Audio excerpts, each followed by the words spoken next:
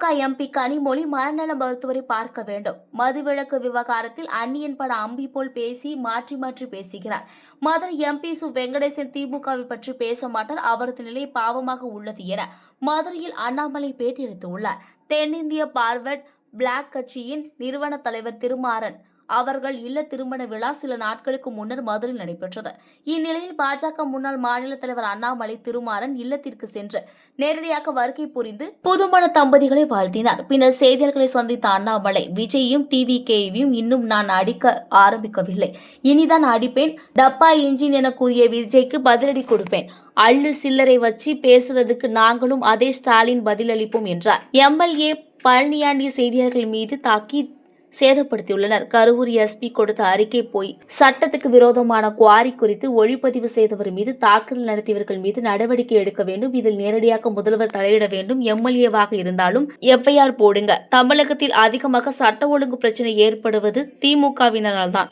சட்ட ஒழுங்கு பாதாளத்திற்கு சென்றுள்ளது என்றார். அண்ணாமலை கோவையில் மீண்டும் போட்டியிடுவாரா என்ற கேள்விக்கு, கட்சி எல்லோருக்கும் ஒரு பணி கொடுக்கும். இந்த கட்சியை பொறுத்தவரை யார் எங்கு நிற்க வேண்டும் என்பதை கட்சி முடிவு செய்யும். அரசியல் வேலை தொடர்ந்து நடக்கும். அமைப்பு வேலை உரிய நேரத்தில் வர முடியாது என்பதை கட்சியின் தலைமைக்கு சொல்லிவிட்டேன். எஸ்.வி. சேகர் விமர்சனம் செய்தது குறித்த கேள்விக்கு, எஸ்.வி. சேகர் டிராமா நடித்தார், முதலமைச்சருக்கு சிங்சாங் அடிக்கிறார், காமெடிக்கு வேண்டும் என்பதால் காமெடி நாடக நடிகராக டிக்கெட்டுக்காக பேசுகிறார், ஒரு எம்எல்ஏவுக்கு பேசுகிறார், நாடக கூடாரம் போல சேகர் பேசுகிறார், நாடகம் நடிப்பவர் எஸ்.வி. சேகர் அரசியல் கருத்து கூறுவது வேடிக்கை என்றார். வச்சுக்கிட்டு பிலோ த பெல்ட் போகணும்னு நினைச்சாங்கன்னா அதே விஜய் அவர்களுக்கு, அதே டிவிகேக்கு, அதே பாணியில், அதே பிலோ த பெல்ட்டில் அதை விட சிறப்பான பதில் சொல்ல தெரியும். வேண்டான்னு நினைக்கிறேன். அரசியல் களம் நாகரீகமாக இருக்கட்டும், அவருடைய பாதையில் அவர் போகட்டும், மக்கள் முன்பு அவருடைய கருத்துக்களை வைக்கட்டும். அது ஏற்கனவே நான் சொன்னது போல் இவிஎம் மிஷினில் நம்முடைய தமிழகத்தினுடைய வாக்காளர் பெருமக்கள், எல்லா தலைவர்கள், எல்லா கூட்டணி கட்சி தொண்டர்கள், தலைவர்கள் சொல்வதெல்லாம் கேட்டுட்டு ஏப்ரல் மாதத்தில் வரக்கூடிய தேர்தலில் அவங்களுடைய எண்ணத்தில் இருக்கிறத பிரதிபலிக்கட்டும். அது காத்திருப்போம். அதே நேரத்தில் தேசிய ஜனநாயக கூட்டணி வெற்றி பெற வேண்டும் என்பதற்காக கடுமையாக உழைத்து கொண்டிருக்கின்றோம். அதனால தான் நீங்கள் சொல்லும் பொழுதே சில பேர்த்துக்கு நான் பதில் சொல்ல விரும்பலின். ஏன்னா செகண்ட் லெவல், தேர்ட் லெவல்னு போக ஆரம்பித்து நான் பதில் சொல்ல ஆரம்பித்தா இதுக்கு எண்டே இல்லை. அதனால் இது ஒரு வார்னிங்காக கூட அவங்க எடுத்துக்கிட்டோம். ஆனால் இன்றைக்கி ரொம்ப ஒரு ஆச்சரியமான விஷயம் என்னன்னாங்கன்னா, நியூஸ் 24/7 தொலைக்காட்சி நிறுவனம் இன்று காலையில் அந்த வீடியோ வெளியிட்டிருக்கிறாங்க. அந்த வீடியோவை பார்க்கும் பொழுது அந்த சம்பந்தப்பட்ட எம்எல்ஏ திரு பழனியாண்டி அவர்கள் நேரடியாக அங்கே இருக்கிறாங்க. காவல்துறை இருக்கிற மாதிரி எனக்கு தெரியுது. 25 லட்சத்திற்கும் மேற்பட்ட அந்த உங்களுடைய கேமரா லைவ் எக்யூப்மெண்ட்டு, அந்த எலக்ட்ரானிக் ஐட்டமை சேதப்படுத்தி இருக்கிறாங்க. நேரடியாக அந்த எம்எல்ஏவே தாக்குறார். இதைவிட ஒரு கிளியர் கட் ப்ரூஃப் என்ன வேணும்? ஆனால் கரூர் மாநகர காவல்துறை கண்காணிப்பாளர் அவர்கள் கொடுத்திருக்கக்கூடிய பத்திரிகை அறிக்கை முற்றிலும் பொய் என்பது இதிலிருந்தே தெரியுது. முற்றிலும் பொய் என்பது இதிலிருந்து தெரியுது. அதனால் முதலமைச்சர் அவர்கள் தன்னுடைய கட்சியை சார்ந்த ஒரு எம்எல்ஏ, ஒரு சட்டமன்ற உறுப்பினர், அவர் தப்பாக நடத்தக்கூடிய, சட்டத்திற்கு புறம்பாக நடத்தக்கூடிய கல்குவாரி, அதை படம் பிடிக்க செல்லக்கூடிய ஒரு நிருபர், கதிரவன் என்கின்ற நிருபர், அவரை தாக்கியும் இத்தனை காலமாக அது மௌனம். இன்னைக்கு அவங்கெல்லாம் பணம் கேட்டு எங்களை பிளாக்மெயில் பண்ணாங்க, அதனால் நாங்கள் ஒரு இன்னொரு செக்ஷனை போட்டு இந்த ரிப்போர்ட்டரை தூக்கி உள்ளே வைக்கட்டுமா அப்படிங்கிற ஒரு நெரேட்டிவும் செட் பண்ணுறதுக்கு ஒரு கும்பல் கிளம்பியிருக்கு. இதெல்லாம் தமிழக முதலமைச்சர் நேரடியாக தலையிடணும். இதையெல்லாம் முளையிலே கிள்ளி எறியணும். அவருடைய கட்சி எம்எல்ஏவின் மீது அவர் நடவடிக்கை எடுத்தார்னா தமிழகத்தில் சட்டம் ஒழுங்கு இருக்குன்னு நம்ம நம்பலாம். ஆனால் கடந்த 4.5 ஆண்டுகளில் பார்க்கும் பொழுது தமிழகத்தில் அதிகமாக சட்டம் ஒழுங்கு பிரச்சனை உருவாக்குவதே திமுக காரங்க தான். ஒன்று திமுக காரங்க நிறைய இடத்துல கஞ்சா விட்டு மாட்டுறாங்க, அல்லது எம்எல்ஏவை போன்றவர்கள் நேரடியாக களத்தில் இறங்கி ரிப்போர்ட்டரை தாக்குறாங்க. இதை விட தமிழகத்தில் சட்டம் ஒழுங்கு அதல பாதாளத்தில் இருக்குது அப்படின்னு படம் பிடித்து காட்டுவதற்கு என்ன வீடியோ வேண்டும் முதலமைச்சர் அவர்களே? அதனால் உடனடியாக எஃப்ஐஆரை போடுங்க, கைது பண்ணுங்க, தூக்கி உள்ளே வைங்க. எம்எல்ஏவாக இருந்தாலும் பரவாயில்ல. எதுவுமே செய்யாமல் ஒப்புக்கு சப்பானியாக ஒரு காவல்துறையை, கரூர் காவல்துறையை வைத்துக்கொண்டு ஏதோ இந்த குற்றவாளி யார் அப்படின்னா இந்த நிருபர் குற்றவாளி அப்படிங்கிற மாதிரி ஒரு பிம்பத்தை கட்டமைக்கிறீங்க. அதையும் வன்மையாக கண்டிக்கத்தக்க ஒரு நிகழ்வு. அண்ணே முடிச்சுட்டு உங்கள்கிட்ட வர்றேங்கண்ணே, கேளுங்க. தமிழகத்துல என்டிஏவுக்கு எடப்பாடி பழனிசாமி தான் தலைமைன்னு நைனா நாயந்தர் உட்பட எல்லாரும் சொல்றாங்க. ஆனா அவர் பாஜக தலைமை அப்படின்ற மாதிரி ஒரு நேற்று நான் பதில் சொல்லியிருந்தேங்கன்னா, அது எங்களுடைய கட்சி, எங்களுடைய கூட்டணி, எங்களுடைய தலைவர்கள் அவங்க மக்கள் முன்னால் எப்படி அப்படின்னு சொல்லிட்டாங்க. திரு விஜய் அவர்கள் கைத்தட்டு பெறுவதற்காக அவங்க கட்சிக்குள்ளே அவர் என்ன வேணாலும் நரேட்டிவ் செட் பண்ணிக்கிட்டு அது அவருக்கு விட்டது. அதனால் தமிழக மக்கள் எல்லோருக்குமே தெரியும் யார் இன்னைக்கு வந்து முதலமைச்சராக இருக்கிறாங்க, எதிர்க்கட்சி தலைவராக யார் இருக்கிறாங்க, தேர்தலுக்கெல்லாம் எப்படி இருக்குன்னு. ஆனால் இன்றைக்கி வந்து விஜய் அவர்களை பொறுத்தவரை நான் ஏற்கனவே நேற்று காலையில் கோயம்புத்தூரில் சொன்னது போல் அந்த அரங்கத்துக்குள் இருக்கக்கூடிய தன்னுடைய தொண்டர்களுடைய விசிலுக்காக கைத்தட்டலுக்காக பேசிய பேச்சாக மட்டும்தான் இருந்தோ தவிர ஒரு டெப்த்தாக ஒரு சிந்திக்க வைக்கக்கூடிய ஒரு வாக்காளனை எதற்கு நான் உங்களுக்கு ஓட்டு போடணும், எதற்கு மாற்றம் வேண்டும் அப்படிங்கிற பேச்சா இல்லை. அதனால் அதை கடந்து போய் விடலாங்கண்ணா. சார், திருப்பரங்குன்றத்தில் அந்த நீதிமன்றம் உத்தரவிட்டு அந்த தீபம் ஏற்ற விடலை. ஆனால் நீதிமன்றத்தில் போய் அந்த மன்னிப்பு கடிதம் கொடுத்துருக்காங்க, நிபந்தனையற்ற மன்னிப்பு கடிதம் மாவட்ட ஆட்சியர் கொடுத்துருக்காங்க. தமிழக அரசு கொடுத்த மாதிரி தான் நம்ம பார்த்துக்கலாம். 100%ங்கண்ணா. தமிழக அரசு முதலமைச்சரே வந்து கொடுத்ததாக தான் எடுத்துக்கணும். ஒரு மாவட்ட ஆட்சியர் என்பது முதலமைச்சரை ரெப்ரசன்ட் பண்ணக்கூடிய ஒரு ஸ்டேட் இன்ஸ்ட்ருமெண்ட். அவர் அந்த மாவட்டத்தில் ஸ்டேட் யார், அரசு யாருன்னு கேட்டிங்கன்னா மாவட்டத்தினுடைய ஆட்சியர், காவல் கண்காணிப்பாளர், போலீஸ் கமிஷனர். இன்றைக்கி அவங்க போய் கோர்ட்டு முன்பு நின்று மன்னிப்பு கேட்குறாங்கன்னா இது எந்த அளவுக்கு சீரியஸாக போயிருக்கு, எந்த அளவுக்கு முதலமைச்சர் வாக்கரசியலுக்காக மைனாரிட்டியை தாஜா செய்ய வாக்கரசியலுக்காக இதை எக்ஸ்கலேட் பண்ணி இந்த நிலைமை கொண்டு வந்து நிறுத்திட்டார். இன்றைக்கி யார் பலிகாடாவாக மாறி இருக்கின்றார்கள் என்றால் அந்த மாவட்டத்தினுடைய ஆட்சியரும் காவல்துறை கமிஷனரும் இன்றைக்கி பலியாடு மாதிரி நிற்கிறாங்க. அதனால தான் நேற்று நாங்கள் பத்திரிகையாளர் சந்திப்பில் கேட்டது, இன்னும் நீதியரசர்கள் ஒரு படி மேலே போய் அந்த ஆட்சியருக்கு யார் ஃபோன் பண்ணாங்க, ஆட்சியருக்கு இந்த மாதிரி செய்ய சொன்னது யார். ஏன்னா ஏற்கனவே அந்த டிவிஷன் பெஞ்சு அதில் நமக்கு ஊர்ஜிதம் ஆயிடுச்சு. அந்த 144 CRPC என்ன போட்டாங்களோ அதே ஃப்ராட் என்பது நமக்கு தெரிஞ்சிருச்சு. அது டிவிஷன் பெஞ்சிலேயே சொன்னாங்க இதே ஒரு ஃப்ராட் அப்படின்னு. ஆனால் இன்றைக்கி தப்பான ஒரு 144 தடை உத்தரவு போட்டு அதில் யாரோ மேலிருந்து கொடுத்த அழுத்தத்திற்கு பணிந்து ஒரு காவல்துறையும் மாவட்ட ஆட்சியரும் தான் செய்ய வேண்டிய கடமையிலிருந்து தவறி இன்றைக்கி தமிழ்நாடு ஸ்டேட்டே மக்கள் மன்றத்தில் அவமானப்பட்டு நீதியரசர்கள் முன்பு நீதிமன்றத்தில் வெட்கி தலைகுனியும் அளவுக்கு இன்றைக்கி நிலைமையை கொண்டு வந்து விட்டுருக்குறாங்க. இதிலிருந்தே புரிந்து கொள்ள வேண்டும் கலவரத்தை ஏற்படுத்துறதுக்கு முயற்சி செஞ்சது யார். பழியை வந்து இன்றைக்கி நம்முடைய கட்சியின் மீது, நம்முடைய தோழர்கள் மீது, சகோதரர்கள் மீதும் போடுறாங்க. இன்றைக்கி வெட்ட வெளிச்சமாக நீதிமன்றத்தில் தமிழக மக்களுக்கெல்லாம் தெரிஞ்சிருச்சு இந்த திருப்பரங்குன்றம் பிரச்சனையை உருவாக்கியதே திராவிட முன்னேற்ற கழகம் தலைமையிலான அரசு. காரணம் எதற்காக? வாக்கு அரசியலுக்காக, ஓட்டு அரசியலுக்காக. பிரவீன் சக்கரவர்த்தி என்ன சொல்றாருன்னா தாவேகா 2வது இடத்துக்கு வந்துருவாங்க, அதிமுக 3வது இடத்துக்கு போயிடுவாங்க, தாவேகாவுடைய வாக்கு சதவீதம் அதிகமா இருக்கு, நாங்க கூட்டணி வச்சதுனால கூட எங்களுடைய வாக்கு சதவீதமே குறைந்துருச்சு அப்படின்லாம் கூட அவர் பேசியிருக்காரு. ஆனால் அதில் ஒரு 2 கருத்தில் ஒரு கருத்து, தமிழகத்தை பொறுத்த வரைக்கும் பல ஆண்டு காலமாக இது ஒரு காங்கிரஸ் ஸ்டேட்டாக இருந்துச்சு. காங்கிரஸ் மாநிலமாக, காங்கிரஸை விரும்பக்கூடிய ஒரு மாநிலமாக தமிழ்நாடு பல ஆண்டு காலம் இருந்திருக்கு. இந்தியாவில் மற்ற பகுதியில் காங்கிரஸ் வருவதற்கு முன்பே தமிழகத்தில் காங்கிரஸ் மிகப்பெரிய தலைவர். இன்றைக்கும் காங்கிரஸ்னு ஒரு கட்சி இருக்குன்னா ஒரு ஐடென்டி தலைவர்கள் பார்த்தீங்கன்னா ராஜாஜி ஐயா ஆரம்பித்து காமராஜர் ஐயா வரைக்கும் நிறையா சொல்லிக்கிட்டே போகலாம். இடையில முக்கியமான தலைவர்கள் எல்லோருமே முதலமைச்சர் நாற்காலியில் அமர்ந்திருந்தாங்க. இன்றைக்கு அந்த காங்கிரஸ் கட்சி எப்படி இருக்குன்னா திரு பிரவீன் சக்கரவர்த்தி அவர்கள் பிரதிபலிக்கக்கூடிய காங்கிரஸ் கட்சியாக இருக்குது. கூட்டணி ஒரு பக்கம், ஆசை இன்னொரு பக்கம். டெல்லியை பார்த்துக்கிட்டு இருக்கிறாங்க. டெல்லியிலிருந்து வரக்கூடிய தலைவர்களுடைய எண்ணம் வேறு மாதிரி இருக்குது, காங்கிரஸ் கட்சியினுடைய எண்ணம் வேறு மாதிரி இருக்குது.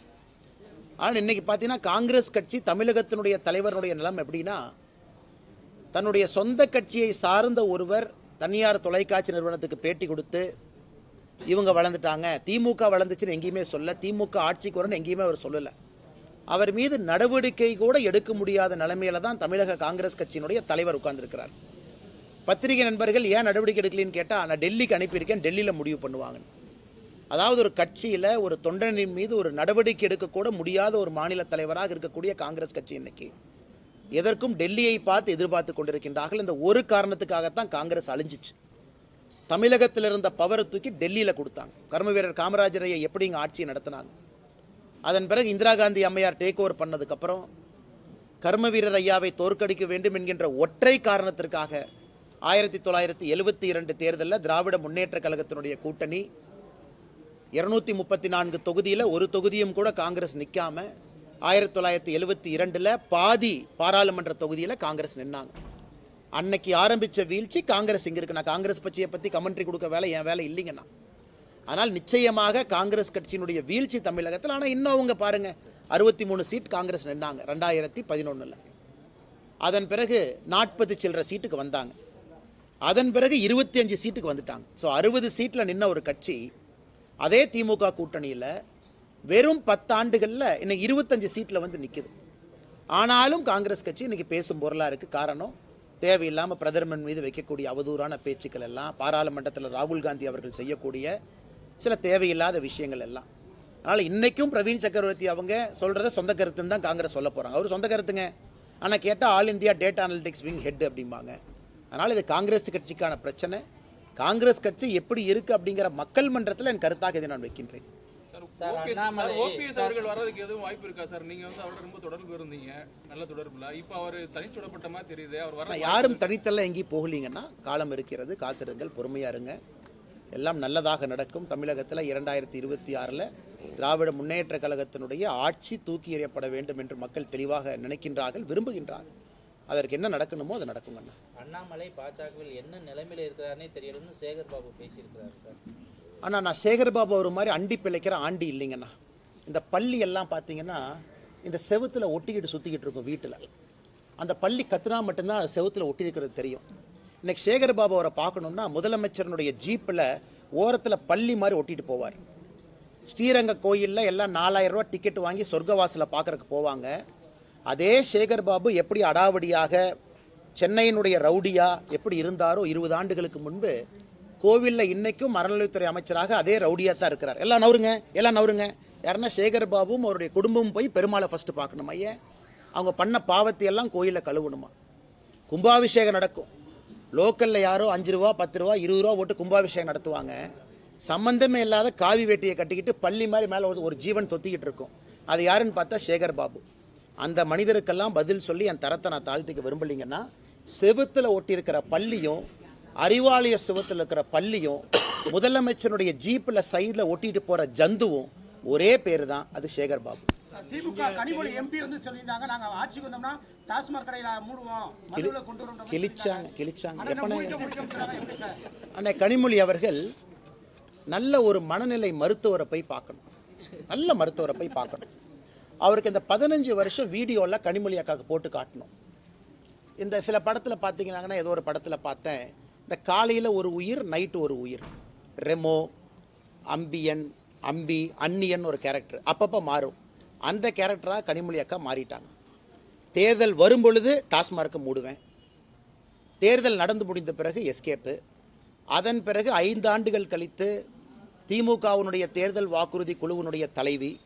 நீங்கள் 2021 கொடுத்த வாக்குறுதியினுடைய வெள்ளை பேப்பரை கொடுங்கன்னா சிரிப்பாங்க, அதை பற்றி பேச மாட்டாங்க. அதனால் கனிமொழி அவர்கள் எப்படி பேசுகிறாங்கன்னே தெரில. அந்நியனாக பேசுகிறாங்களா, அம்பியாக பேசுகிறாங்களா, இல்லை ரெமோவாக பேசுகிறாங்களான்னு தெரியாது. மாறி மாறி பேசக்கூடிய அரசியல்வாதியாக அருமை அக்கா கனிமொழி அவர்கள் என்று மாறி இருக்கின்றார். சார், மதுரை மாநகரம் தூய்மையற்ற மாநகரமாக இருக்கு. ஆனால் மதுரை நாடாளுமன்ற உறுப்பினர் வந்து தொடர்ந்து மத்திய அரசுக்கு எதிராக அந்த கருத்துக்களை சொல்லிட்டு வர்றாரு. தமிழகம் வந்து கடைசி பொசிஷனுங்கன்னா, இன்னைக்கு இந்தியாவில் 10 லட்சம் பேர் இருக்கக்கூடிய நகரத்தில் இந்தியாவுடைய கடைசி இடத்துல மதுரை இருக்கு. ஆனால் இதெல்லாம் தமிழ் சங்கம் பார்த்த ஒரு ஊர்.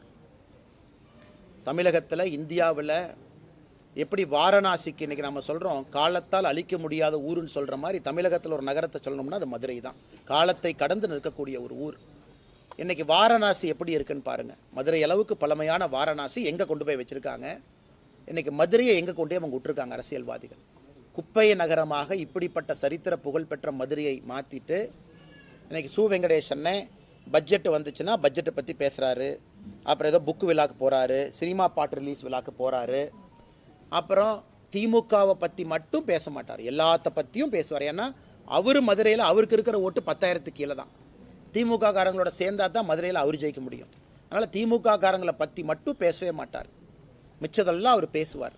அதனால் இன்றைக்கி மதுரை மாநகரத்தினுடைய எம்பி நிலைமையை நினச்சா ரொம்ப பரிதாபமாக இருக்குங்கன்னா, பாராளுமன்றத்தில் மோடி அவர்களை குற்றம் சொல்வது, குறை சொல்வது, பல பொய்களை சொல்லி மாட்டியிருக்கிறார். இதற்கு முன்பு விமான நிலையத்தை பற்றி ஒன்று சொன்னார், அதற்கு நம்முடைய விமானத்துறையினுடைய அமைச்சரை நேரடியாக பதில் சொல்லியிருந்தாங்க. எப்பாவது பாராளுமன்றத்தில் இந்த குப்பை பிரச்சனை இருக்குது அப்படின்னு பேசியிருக்காராங்கண்ணே. குப்பை பிரச்சனைக்கு முழு காரணம் திராவிட முன்னேற்ற கழகம் அப்படின்னு பேசியிருக்காராங்கண்ணே. முதலமைச்சரை சந்தித்து மதுரையில் இருக்கக்கூடிய குப்பை பிரச்சனைக்கு தீர்வு கேட்டிருக்காராங்கண்ணே. இங்கே இருக்கக்கூடிய மேயரோடு உட்கார்ந்து குப்பை பிரச்சனை தீர்ப்பதை பற்றி பேசியிருக்காரா? ஆனால் பேசுகிறதெல்லாம் China, America, Greenland, Antarctica, Siberia, அது வேற என்ன புதுசாக ஒரு நாடு இருக்கும், அந்த நாடு தான். 3 மாதங்களா மேயர் இல்லாமல் இருக்கு சார் மதுரை மாநகராட்சி. ஆனால் 200 கோடி ரூபா ஊழல். ஆனால் கரெக்ட், இந்த மதுரை மாநகராட்சி தான் அந்த ஃபேமஸாக அந்த ஊழல் வழக்கில் எல்லாம் மாற்றி கம்ப்ளைண்ட் கொடுத்து கடைசியில் அறிவாலயத்தில் மேயரை வீட்டுக்கு போக சொல்லி இன்றைக்கி மேயரே இல்லாத ஒரு நகரமாக மதுரை மாறி இருக்கிறது. அது இங்கே இருக்கக்கூடிய 2 அமைச்சர்களுக்கு கொண்டாட்டம். ஏன்னா மேயர் பார்த்தீங்கன்னா இந்த அமைச்சர் கார் பக்கத்தில் போகிறதா, இந்த அமைச்சர் கார் பக்கத்தில் போகிறதான்னு அந்த அம்மாவுக்கு பெரிய பிரச்சனையாக ரொம்ப காலமாக இருந்துச்சு. இன்றைக்கி மேயர் பதவியே இல்லாதனால இந்த தனிக்காட்டு ராஜாவாக 2 அமைச்சர்களும் சுற்றிக்கிட்டு இருக்கிறாங்க. அவங்க ஈகோலையே மதுரை அழிஞ்சிருச்சு. இன்றைக்கி தமிழ்நாட்டில் ஒரு ஊர், திராவிட முன்னேற்ற கழகத்தினுடைய 2 அமைச்சர்கள் இருக்கக்கூடிய ஒரு ஊர், அவர்கள் இருவருடைய ஈகோவில் அழிஞ்சிருக்குன்னா அது மதுரை. இருவருடைய தனிப்பட்ட ஈகோவில் மதுரை மாநகராட்சியும் மதுரை நகரத்தையும் குப்பை நகரமாக மாற்றி எங்கேயோ கொண்டு நிறுத்தி வச்சிருக்கிறாங்க. சார் கடைசியாக ஒன்று இப்போ நீங்கள் தெளிவான விளக்கம் கொடுத்துட்டீங்க சார். ஏன் அந்த தேர்தல் பொறுப்பாளர்லேருந்து விலகினேன் அப்பாவுடைய உடல் அண்ணா நீங்கள் கேட்டதுக்காக மறுபடியும் சொல்கிறேங்கன்னா, அண்ணா நல்லா புரிஞ்சுக்கணும். அண்ணா இந்த தேர்தல் பொறுப்பாளர் என்பது கட்சியினுடைய அமைப்பு வேலை, இந்த பூத்து சக்தி கேந்திரம் நம்முடைய தொண்டர்களை சந்திப்பது அமைப்பு வேலை. அதுக்கு நம்மக்கிட்ட நிறைய தலைவர்கள் இருக்கிறாங்க, நிறைய திறமையான தலைவர்கள் இருக்கிறாங்க, அவங்க நிறைய செய்வாங்க. இந்த அமைப்பு வேலையை பொறுத்தவரை பாரதிய